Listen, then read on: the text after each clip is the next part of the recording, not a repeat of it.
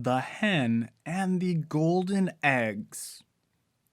A cottager and his wife had a hen, which laid every day a golden egg. They supposed that it must contain a great lump of gold in its inside, and killed it in order that they might get it, when, to their surprise, they found that the hen differed in no respect from their other hens. The foolish pair, thus hoping to become rich all at once, deprived themselves of the gain of which they were day by day assured. The Wolf and the House Dog. A wolf, meeting with a big, well-fed mastiff, having a chain about his neck, inquired of him who it was that fed him so well, and yet compelled him to drag that heavy chain about wherever he went. "Oh, master," he replied.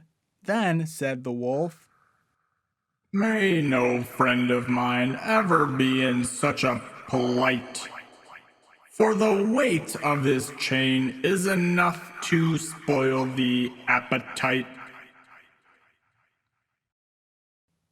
The Old Hound. A hound who in the days of his youth and strength had never yielded to any beast of the forest, encountered in his old age a boar in the chase. He seized him boldly by the ear, but could not retain his hold because of the decay of his teeth, so that the boar escaped. His master, quickly coming up, was very much disappointed, and fiercely tried to grab the dog by his tail. The hound looked up and said, "It was not my fault, master. My spirit was as good as ever, but I could not help mine infirmities. I rather deserve to be praised for what I have been than to be blamed for what I am." The Wolf and the Lion. A wolf, having stolen a bird, was carrying it off to his lair.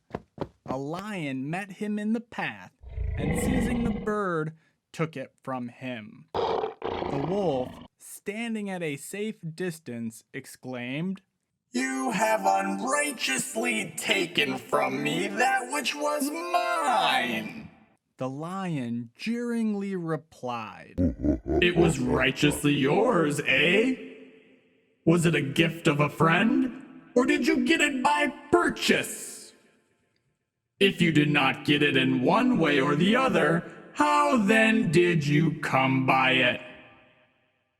The Lion and the Mouse. A lion was awakened from sleep by a mouse running over his face. Rising up in anger, he caught him and was about to kill him when the mouse piteously entreated, saying, "If you would only spare my life, I would be sure to repay your kindness." The lion laughed and let him go. It happened shortly after this that the lion was caught by some hunters, who bound him with strong ropes to the ground. The mouse, recognizing his roar, came up and gnawed the rope with his teeth, and, setting him free, exclaimed, "You ridicule the idea of my ever being able to help you, not expecting to receive from me any repayment of your favor.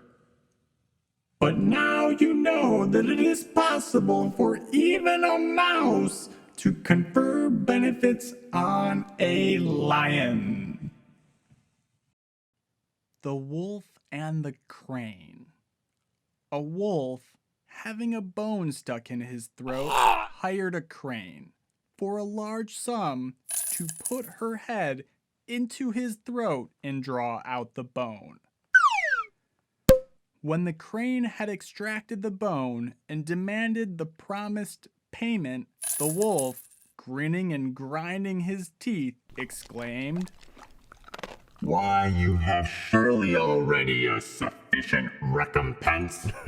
And having been permitted to draw out your head in safety from the mouth and jaws of a wolf. The milkmaid and her pot of milk.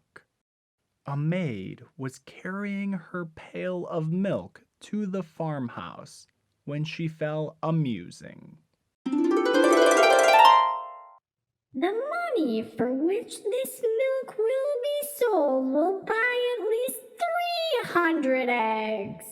The eggs, allowing for all mishaps, will produce 250 chickens. The chickens will become ready for market when poultry will fetch the highest price, so that by the end of the year I shall have money enough to buy a new gown. In this dress I will go to the Christmas junketings, when all the young fellows will propose to me. Please. But I will toss my head and refuse them every one.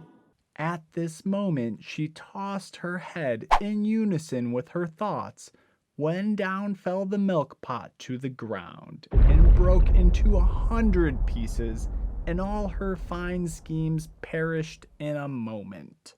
The dogs and the bones.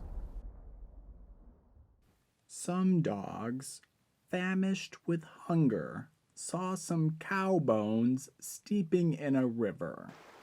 Not being able to reach them, they agreed to drink up the river, but it fell out that they burst themselves with drinking long before they reached the bones. The thief and the house dog. A thief came in the night to break into a house. He brought with him several slices of meat, that he might pacify the house dog, so that he should not alarm his master by barking. As the thief threw him the pieces of meat, the dog said, If you think to stop my mouth, to relax my vigilance, or even to gain my regard by these gifts, you will be greatly mistaken. This sudden kindness at your hands will only make me more watchful, lest under these unexpected favors to myself you have some private ends to accomplish for your own benefit and for my master's injury. Besides, this is not the time that I am usually fed, which makes me all the more suspicious of your intentions.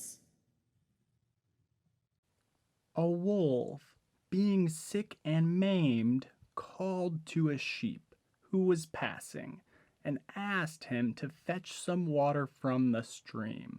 For, He said, if you will bring me drink, I will find means to provide myself with meat. Yes, said the sheep. if I should bring you the water, you would doubtless make me provide the meat also.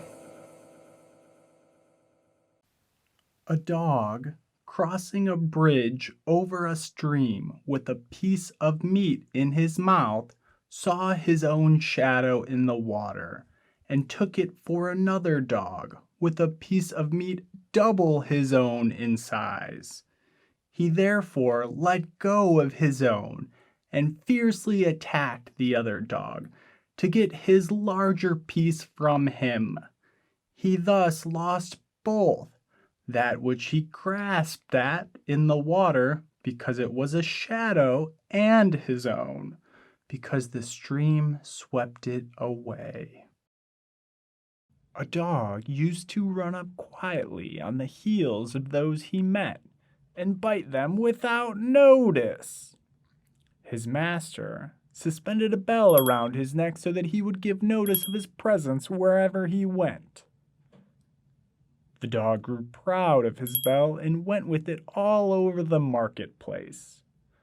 An old hound said to him, "Why do you make such an exhibition of yourself? That bell is not, believe me, an order of merit, but, on the contrary, a mark of disgrace. A public notice to all men to avoid you as an ill-mannered dog." There once was a boy, and he told others, "There is a wolf." When the others came, they said, "There is no wolf." The following week, the boy said, "There's a wolf." Again, the others came and they said, "There is no wolf."